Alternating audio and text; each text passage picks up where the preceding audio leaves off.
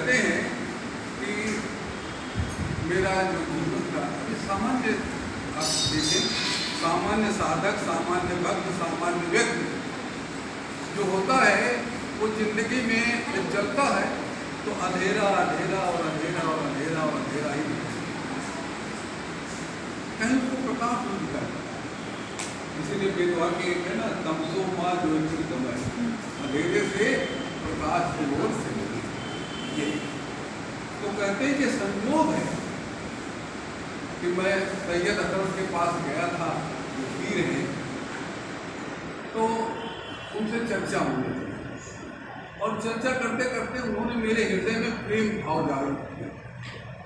तो प्रेम भाव जागृत करने के नाते मेरे हृदय में एक प्रकाश और प्रकाश पैदा होने के बाद मैं जो अंधेरा था मेरे सामने मिट गया, मुझे रास्ता दिखाई पड़ने लगा। और आगे कहते हैं, ये भंडार आए जो न पूजी, ये भंडार आए जो पूजी, बोली जीव तार पे, कई के बोल बिरह के घाया, कहते भूल कहाँ। कहते हैं कि जब हमको प्रेम मिला तो हमारे हृदय में ये भंडार उन्नत आहार जो कहते हैं, जो रत्न और रत्न जो खड़े हुए आपके हृदय में भी होंगे, हर किसी के हृदय में हैं, तो उस भाव रत्न को हमने अपने उत्साह और ताल की कुंजी से और देखें आप, ताल और जिब्बा की कुंजी से खोलेंगे क्या होगा? आवाज। जिब्बा और ताल को मिलाएंगे तो आवाज नहीं। तो अब उसमें से जो बोल निकली, विरह तो विरह का भाव निकला, जिसके बोलते लोग घायल हो। कहते भूख कहाँ थे, जिस किसी के मन में विरह पैदा होता है उसको सुख नहीं मिलता और न उसको भूख नहीं। मोहम्मद जो तक विरह भा ना तन न रकत न आ। जब कभी विरह उत्पन्न होता है तो शरीर से न तो रक्त रह जाता है, मांस रह जाता है, तो विरह नहीं करता है। और बड़ी अच्छी उपमा दी है बिहारी ने, जात बड़ी पिछड़ी घड़ी जल सपरे कीरी, छिन छिन हो खड़ी खड़ी हरी।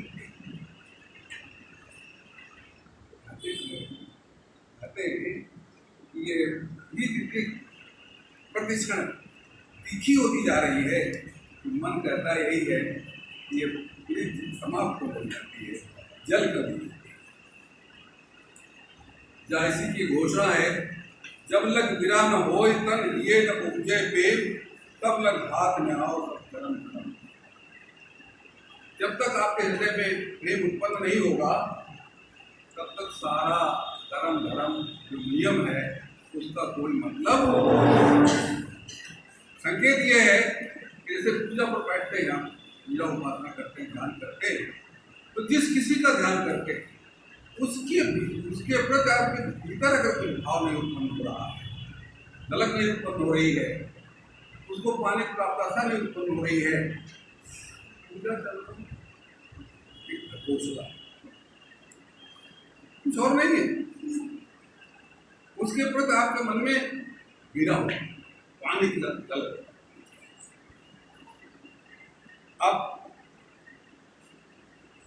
इस की चर्चा करने के बाद जब कहता है कि हर किसी का हृदय तो प्रेम भाव से था, हर किसी के हृदय में प्रेम है। और परमाणु की विशेषता यह है कि उस प्रेम भाव को जागृत करना, को व्यक्त करना चाहिए। और तब कहता है इस प्रेम की एक बड़ी अच्छी कहानी है, बड़ी बड़ी अच्छी लोक कथा है जो इस भारत देश में ही है और भारत देश के लोगों की है। लोक कथा है और भारत देश के लोगों के लिए वो कथा है और कही जाती है कथा। लेकिन दुर्भाग्य देखें कि उस कथा को आज तक किसी ने कहा ही नहीं। आपका कब कहता है कि मैं उस कथा को कहने जा रहा हूं। जो कथा इस देश में है ये कथा कब विवाह व्यास कमला रस पुरी। इस देश में व्यास जैसे महाकवि और यह कथा कमल रस से आपूरी पद्मगंधी पद्मावती के चरित्र का वर्णन है।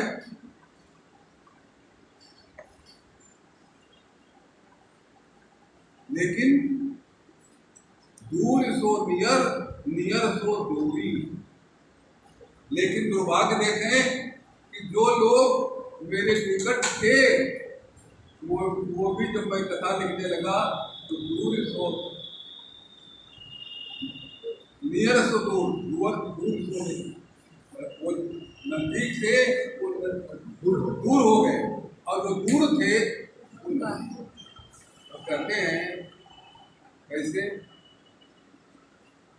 नियर सो दूर जो है कहता है दूर सो नियर फूल जस कांटा। दूर सो नियर फूल जस कांटा और नियर से दूर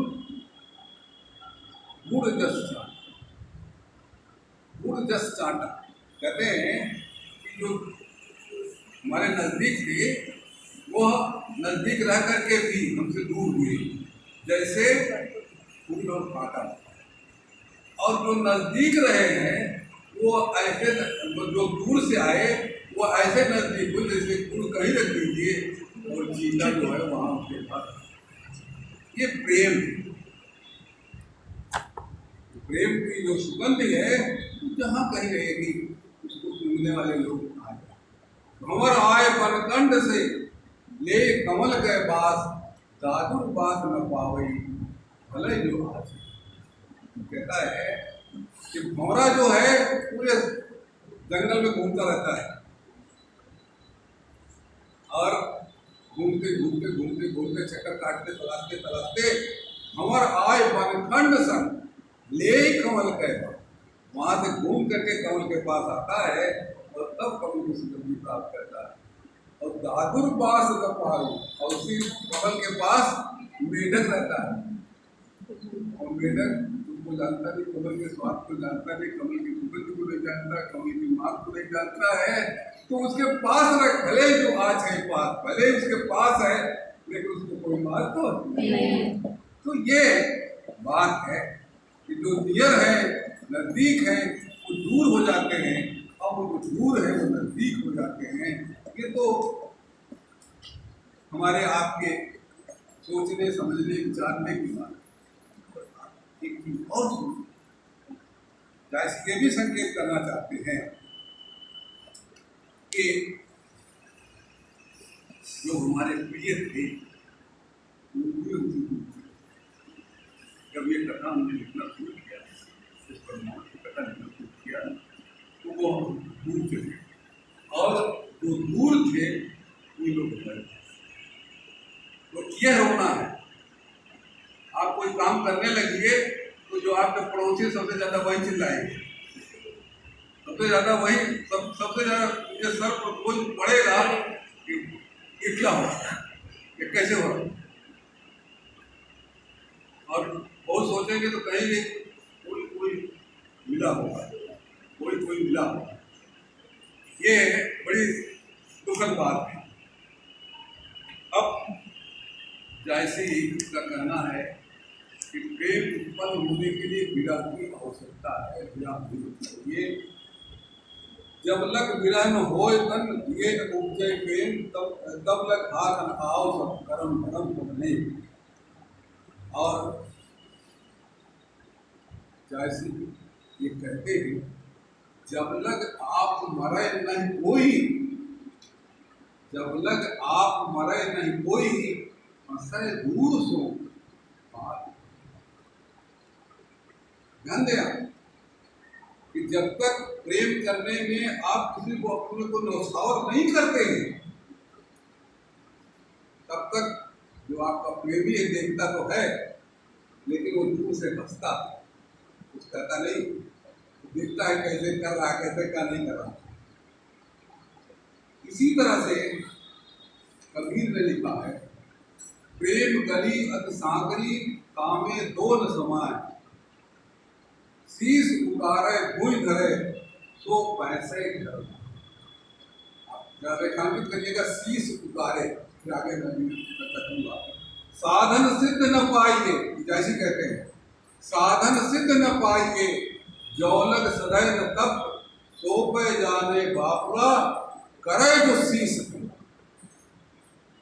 ध्यान दें आप, कबीर कहते हैं कि शीश उतारे भूल, और जैसे कहते हैं अपने शीश को नौछावर।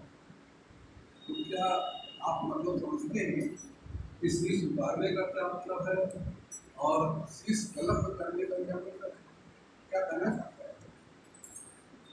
क्या ये कहना चाहता है कि रावण की तरह रावण तरह शीश काट करके हम आपको अर्पित करते रहे? क्या कहना है? शीश उतारे भूल गए तो पैसे घर मान। कहना क्या चाहता है? कहना ये चाहता है, एक लोक कहावत है, पता नहीं आपने सुनी है नहीं सुनी है, मैंने सुनी है बचपन में, धोता बड़ा पोथा बड़ा पंडिता पगड़ा बड़ा। समझ रहे ना? धोता बड़ा पोथा बड़ा पंडिता पगड़ा। धोती, लंबी धोती पहने हुए हैं, बड़ी पोथी रखे हुए हैं और सिर पर पगड़ी रखा है। ये है पांडित्य प्रदर्शन, हम बहुत बड़े पंडित।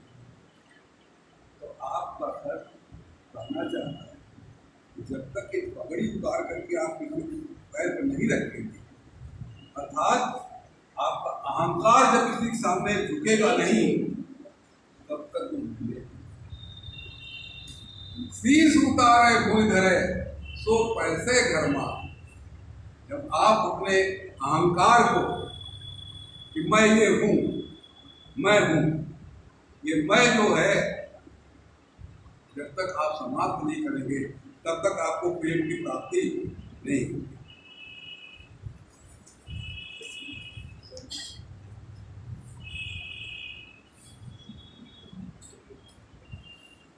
अब जल्दी में नहीं आप लोग? नहीं नहीं जल्दी हो तो मैं स्टार्ट कर दूँ? नहीं सर, नहीं सर, आप विस्तार से बताइए। सर, ये पीजी के विद्यार्थी हैं और इनके पाठ्यक्रम में जायसी है, तो पद्मावत और जायसी मिला कर बताएंगे वो भी एक मुकम्मल की जानकारी हो। मैं वही करने जा रहा हूँ। मैं पद्मावत कथा को और पद्मावत की कथा जब तक आप सुनेंगे नहीं, तब तक कथा का आनंद नहीं। वैसे केवल कथा ही कही जाए तो लगभग 2.5 घंटे का समय लगता है पूरी कथा का, लेकिन मैं कथा नहीं कहूँगा, तो कुछ संकेत करूँगा। संकेत ये करूँगा कि पद्मावत जो है वो एक प्रेम कथा है, लौकिक कथा है, और आपके घर परिवार पारिवारिक जीवन के साथ ये कथा मिलती जुलती आ गई। तो परिवार आपको दिखाई सिंघलदीप के राजा गंधर्व सेन हैं, उनकी इकलौती पुत्री जो है वो पद्मावती, और पद्मावती जो है ये संयोग है कि उसके पास एक हीरामन तोता नाम का तोता है, जो पढ़ा नहीं। इसलिए मैं लौकिक कथा कह रहा था कि आप मनुष्य नहीं, इस कथा में पशु पक्षी, वनस्पतियां और तोता एक बड़ी महत्वपूर्ण भूमिका निभाएंगे और वो बात करेंगे। और हमको ये कभी कभी कहना पड़ता है कि कभी ऐसा लगता है कि प्रकृति जो है हमसे ज्यादा संवेदनशील। हम मनुष्य हैं, कहते हैं बहुत बड़े पंडित हैं, बहुत बड़े विद्वान हैं, बहुत कुछ है, बहुत सरल है, बता रहे हैं, लेकिन जो सरसता, जो प्रकृति का आनंद है, प्रकृति से बात करने मिलता है, तो ये कवि जो हैं, जो लोक कवि हैं, वो प्राकृतिक दृश्यों के माध्यम से आपकी बात करें।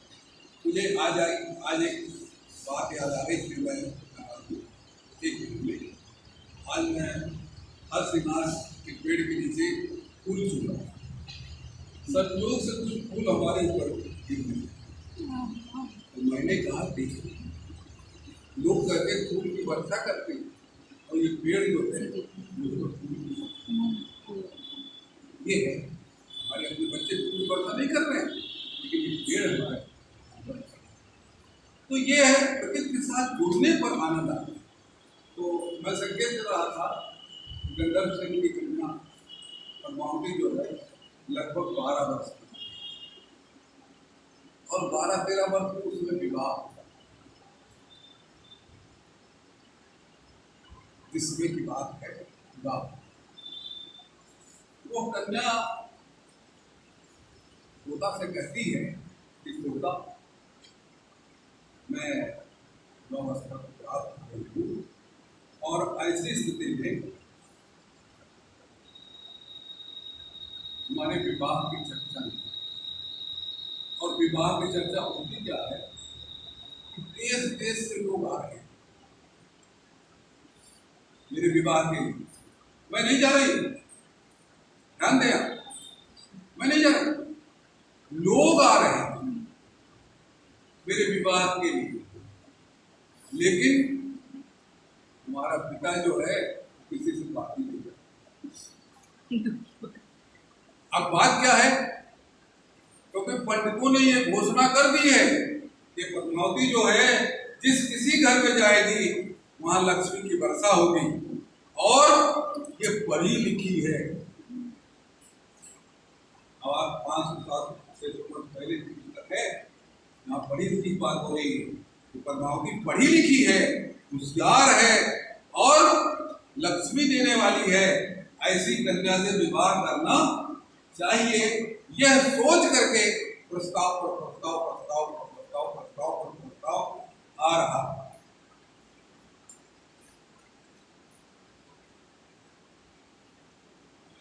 देश देश के बर मोहि पिता हमार आंख लगावे, 7 दीप के बर जो नाही उतर पावे फिर जाही।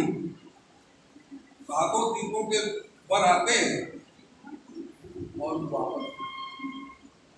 तो इस प्रकार की चर्चा हो रही है, और विवाह की चर्चा करना कुछ मर्यादा विरुद्ध है। इस बात को वहां के नाव और पंडित सुनते, और जब सुनते तो राजा से शिकायत करते। राजा जो गंधर्व से शिकायत करते हैं, ये तोता बड़ा बदमाश है, ये तो राजकुमारी से इस प्रकार की बात करता है कि तुम्हारा विवाह होना चाहिए, तुम विवाह नहीं करते, तुम्हारा ये मतलब। तो जो शिकायत करते हैं, क्योंकि उस समय परंपरा थी कि नाव और पंडित ही विवाह पूजा करते थे, तो अगर ये विवाह तय कर देगा तो हम क्या करेंगे। तो एक बात, दूसरी तरफ आप लोगों को सोचना चाहिए कि मैं स्वतः इसलिए संकेत कर रहा हूँ कि आपको सोचना चाहिए कि आप पढ़े लिखे हैं। तो पढ़े लिखे होने के नाते बहुत सारे लोग आते हैं और पद्मावती के पास, लेकिन उसका पिता जो है उनको महत्व नहीं देता। और ये भी कहती है कि क्या बताऊँ, पिताजी के डर के बारे में माता जी भी नहीं बोल पाते कि कुछ करें। तो तोता जो है बहुत, तोता कहता है कि आप लोग हैं, ठीक है, मैं आपकी बात समझ लेता हूँ, आप तो कहिए, और इस बात को आप अपने मन में कहा कहता है निर्वाह नहीं होती,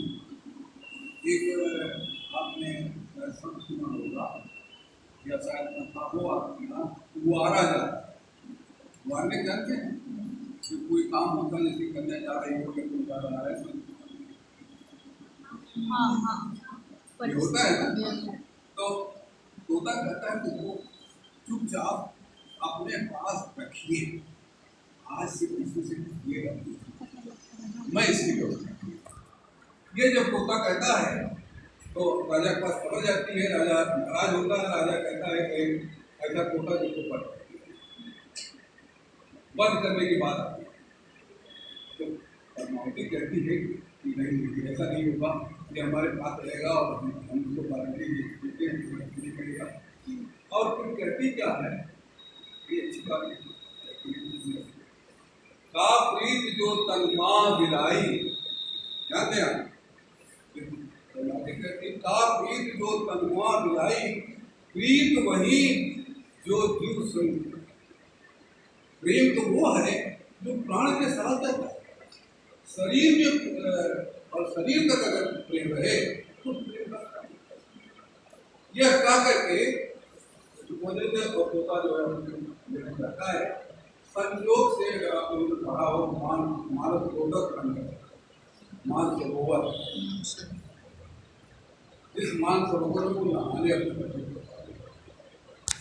और जब नहाने जाती है तो बिगड़ा रहता है और उड़ इसलिए जाता है क्योंकि वो जानता है कि जब राजा ही हमारा शत्रु हो गया है, नाव को चलाने वाला वही हमारा शत्रु हो गया है, तो पता नहीं कब बंद कर दे, इसलिए हमें भाग सकते। और पद्मावती जो है अपना सखियों के साथ गई है और वहाँ विचर करती है। तो एक सखी कहती सखी आओ चलो हम लोग खेल। तो थोड़ा पद्मावती चाहती है, फिर ए रानी मन देख बिचारी, यही नैहर रहना ब्याह के लिए पहले लिखा है, ए रानी मन देख बिचारी, यही रही नैहर रहना बिचारी, जब तक आए पिता कह राजू, जब तक आए पिता कह राजू, खेल लो जो खेलो। तो एक गौनम कपड़े खाली कितने सरोवर, सास ननद के भाव से कोरे, खड़ा रहा बुलो कर जोरे। ये स्थिति होगी तो इसको तो आप लोग समझ रहे हैं, बताने की जरूरत नहीं। तो कहते उसके बाद फिर पद्मावती सरोवर पर जाती है, सरोवर को स्नान करने लगती है। स्नान करने के बाद सरोवर जिसको आप हिंदू मानते हैं वह सरोवर बोलता है। कहा मानसर चास पाई, पारस रूप यहाँ लग आई, पढ़ते। वो कहता है मानसरोवर जो है मानसरोवर दर्शन करने जाते हैं मानसरोवर, वो मानसरोवर कहता है हाँ मानसर चास पाई, सुनते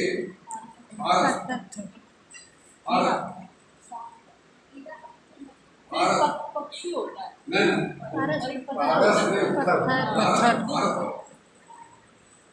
भारत की विशेषता यह है कि वो किसी धात को स्पर्श कर दे तो मतलब कंट्री से दोनों पता है मुझे। जानते हैं भारत का मतलब है स्पर्श करने वाली शक्ति, जिसके स्पर्श पारस रूप यहाँ लगे, जिसके स्पर्श से रूप की प्राप्ति होती है, वो संयोग हमारा है, हमारा शरीर है। निर्मल दिन पायल पर से, उसके पांव के स्पर्श से हमारा जल जो है वो निर्मल हो गया है।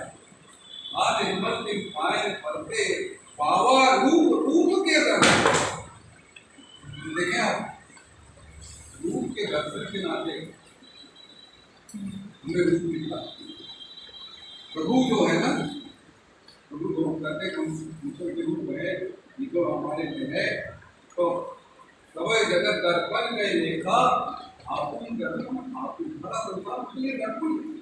और इसलिए वो कहता है कि उसके दर्शन से हमें रूप मिला ना, उसकी कृपा से मिला।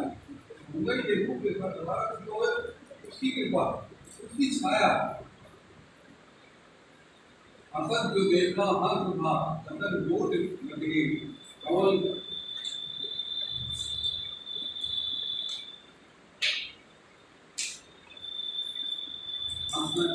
नयन जो देखा कमल भा निर्मल नीर शरीर। असत जो देखा हंस था चंदन बोट। कहता है कि उसके उस परमाणु के नेत्रों को देख करके कमल हुए। और हम दूसरे शब्दों में कहना चाहते हैं उलट करके कि कमल जो है ना, वो उसके नेत्रों को देख के बैठा अर्पित। तो प्रकृति में जा करके, प्रकृति भीतर जा करके हम जो लसित होते हैं, प्रसन्न होते हैं, तो हमें हर चीज हमें प्रसन्नता नहीं पड़ती। और हम दुखी रहते हैं तो हमको हर चीज की जरूरत है। ये जो हमारे हृदय का भाव है, उस भाव का वहाँ प्रकटीकरण करो। अब होता क्या है, जो का उड़ जाता है, वो जंगल चला गया, जंगल में जाता है बेचारा, तो देखता क्या है कि गिरनार जो है ऐसा व्यवस्था की है कि फल से लगे हुए पौधे ऐसे ऐसे पड़ रहे खाने के लिए। वो उनकी व्यवस्था की गई है कि देखेंगे तो आए, तो तोता भी लपट करके कुछ खाने लगता है। जब खाने लगता है तो तोता जो पक्षी उनके जो है उनको पहले तो वो कहता है कि फर्क क्या है कि दुनिया जब दुनिया में रहते हुए हमारे मन किसी प्रकार की चिंता नहीं पैदा होती, संचेतना नहीं जागृत होती, तो फंसी जाती। तो हमको तो लगी थी भूख, और भूख के नाते भूख जागे होता नहीं है, और इस नाते में किया और भूख जाकर कंपेयर चलता है। सिंगार को सिंगलगढ़ की बाजार में बेचने थी, और संजोग से चित्तौड़गढ़ का एक पंडित जो है वो गया बाजार करने के लिए सिंगलगढ़ में, तो वहाँ से व्यापार करके कुछ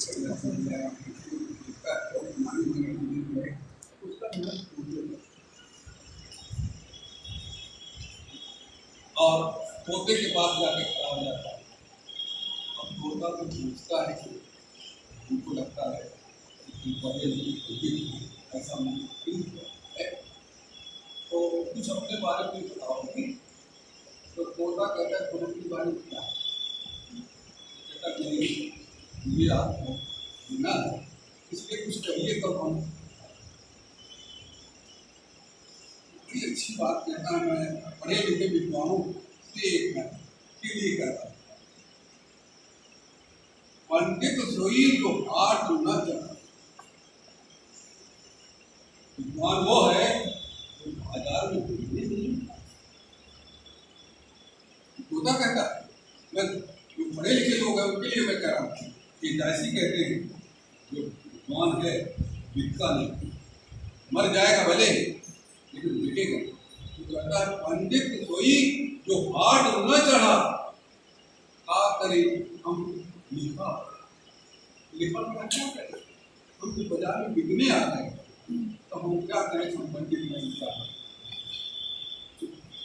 तोता को खरीद और खरीद करके चित्तौड़ जो वापस आता है और चर्चा करते हैं, चित्तौड़ करके जो राजा रस्ते में उनके सभा से चर्चा करते हैं कि कुछ बनाया वो बात करता है। और रस्ते में कहता है सबसे इससे बात करता है, और उस समय 1 लाख स्वर्ण मुद्रा में मैं जोड़ रहा था, तो वो लगभग 10 अरब, आज की तारीख में 10 अरब पंडित ये पंडित की कीमत, विद्वान की कीमत है तो सामान्य की उसको ले लेता। और तोता जो है वो रस्ते के साथ वो खाली हो जाता है और उसके नाम के बाद एक दिन राजा शिकार खेलने गया जाता है और उसकी पत्नी नाद घर में बैठी हुई है, दर्पण के सामने बैठी है, अपने को सजा, जब सजाती है उसको लगता है कि बहुत सुंदर। ये देखें आप, एक अलंकार ये भी जिसको कहते हैं रूप गरिका, वह रूप के घमंड में चूर हो जाए और तोते को बुला के कहती है कि तोता जरा मुझको देखो और बताओ तुम्हारे यहाँ की जो सुंदर की पत्नियां हैं वे सुंदर है कि हम। तो तोता जल्दी क्या करता है, मुंह घुमा लेता, मुंह घुमाने पर तुम्हारे क्या सुंदरता है, संकेत है मन। तब फिर वो नागमती थोड़ा नाराज होती है, कहती है तोता तुमको कसम है तुम बताओ। अब तोता का धन की क्या करेगा, बड़ी अच्छी बात। लोन बिलोन कहाँ को कहे, ध्यान दें, लोन बिलोन कहाँ को कहे, लोनी सोई कर्ज जैसे। सुंदरता का कोई मतलब नहीं, सुंदर तो वो होता है जिसको प्रिय चाहता, प्रिय जिस किसी को चाहे वही उसके लिए सुंदर। तो इसकी कोई परिभाषा नहीं, अगर आप चाहेगा परिभाषा देंगे तो कोई परिभाषा नहीं है। कहा जाता है, बड़ी मशहूर कहावत है कि लैला सुंदर नहीं लेकिन मजनू उसको जान लेता। तो लोन बिलोन को कोई मतलब नहीं, सौंदर्य और असुंदरता कोई मतलब नहीं, ये तो चाहने को ऊपर वाले को पाता है। तब वो कहता, फिर कहती नहीं सही बताओ, तो कहता है कि महारानी आप क्या बात, आप जैसी सुंदरियां तो वहां दासियां हैं। अब वो बिगड़ गई, नाराज हो गई, भाई बजी बजी थी और लोग का घमंड था, जिनसे मैं देखा था कि मैं सुंदर हूँ। नाराज जब हो गई तो उन्होंने दासी बुला कहा इसको लगता है, दासी लेकिन दासी बहुत, दासी जानते थे कि राजा से लोग बात करता है, राजा को लौट करेंगे तो पूछेंगे क्या हुआ क्या, तो रानी को बच जाएगी, प्राण दंड तो उसने छिपाया, महारानी राजा लौट आया और कहानी कर रही जिसके घर में रहता उसी को उनका करता था, तुम्हारा नंबर खाना था हमारे हमारी को सम्मान नहीं कर रहा था। तो ऐसी स्थिति में उनको रखना ठीक नहीं था। नहीं बताओ कहाँ है वो, उसको ले आओ। तो कहती है कि आप कहिए आपके सोने का तोता बर्बाद किया, तो कहती नहीं सोने बिंदु नहीं चाहिए हमको वही होगा। तो दासी जब ये मामला होता तब वो अब राजा रससेन के मन में एक चिंता पैदा होती है कि नागमती ने इसके वंश में अपने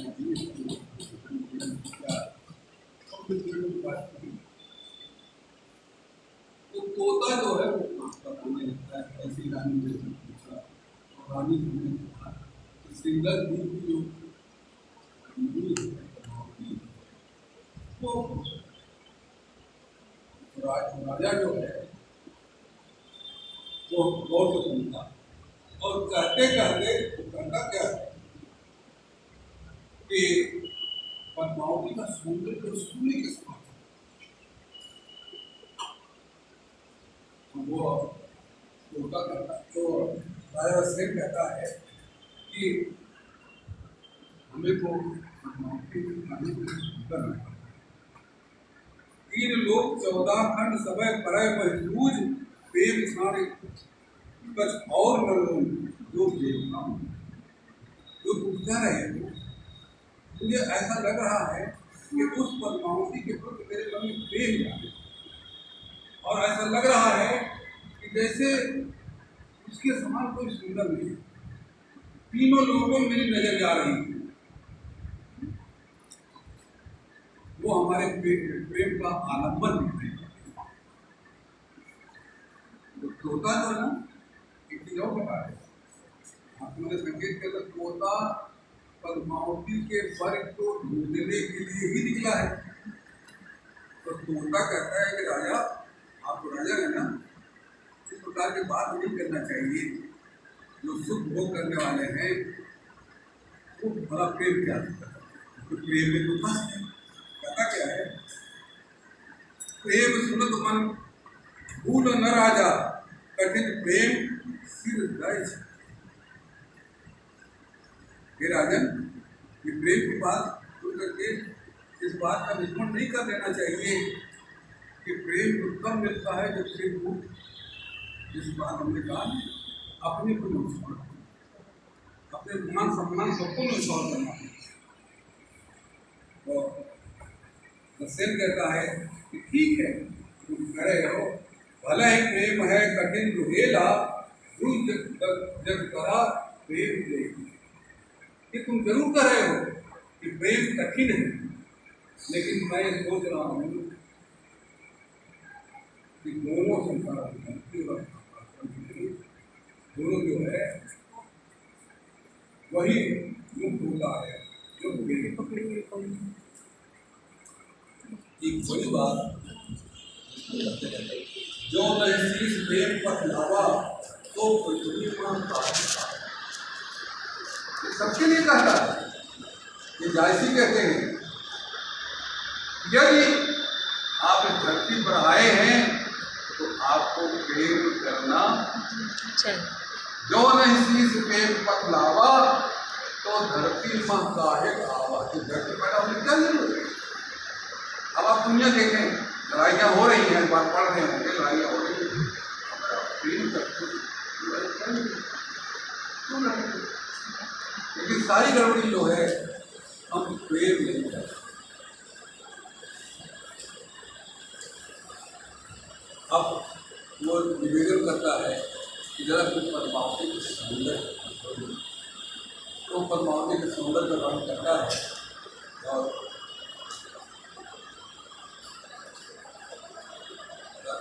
सिंगार वर्णों वही लज्जा वही सिंगार।